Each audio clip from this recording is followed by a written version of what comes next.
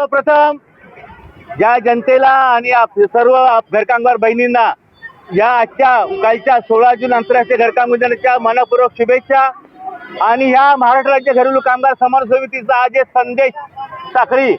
मोहीम जी चालू आहे सुरू झालेली आहे त्याचा प्रमुख उद्देश आहे की ह्या 16 जून आंतरराष्ट्रीय घरकामगार दिनाच्या निमित्ताने या वर्षी सर्वात महत्त्वाची गोष्ट जी घडली ती ही की सर्वोच्च न्यायालयाने देशाच्या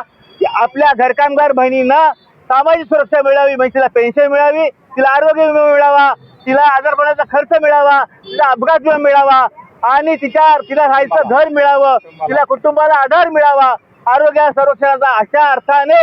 एक सर्वोच्च न्यायालयाने निवाडा दिलेला आहे। आणि सर्वोच्च न्यायालयाने येत्या 6 महिन्यामध्ये आपल्या केंद्र सरकारला त्या पद्धतीची एक समिती निर्माण करायला सांगितलेली आहे। त्या समितीची रचना अशी आहे की श्रम आणि रोजगार मंत्रालय, महिला आणि बाल कल्याण मंत्रालय, त्याचबरोबर विधी आणि न्याय मंत्रालय आणि श्रम आणि रोजगार मंत्रालय अशांनी मिळून एक समिती स्थापन करायची आणि 26 जुलैच्या आत त्या समितीचा अहवाल येत्या पावसाळी अधिवेशनामध्ये संसदेमध्ये ठेवायचा आहे, जेणेकरून या पावसाळी अधिवेशनामध्ये घरकामगारांसाठी देशामध्ये पहिल्यांदा एक केंद्रीय कायदा निर्माण होईल आणि घरकामगारांच्या पेन्शनचा मार्ग मोकळा होईल। अशा प्रकारे तो निर्णय दिलाय, तो घरकामगार बहिणीच्या आयुष्यामध्ये कलाटी देणारा, त्यांचं पुढचं भविष्य शाश्वत करणारा, निश्चित करणारा असा ऐतिहासिक निर्णय आहे। त्यामुळे आम्ही सर्वप्रथम महाराष्ट्र राज्य घरेलू कामगार सन्मान समितीच्या वतीने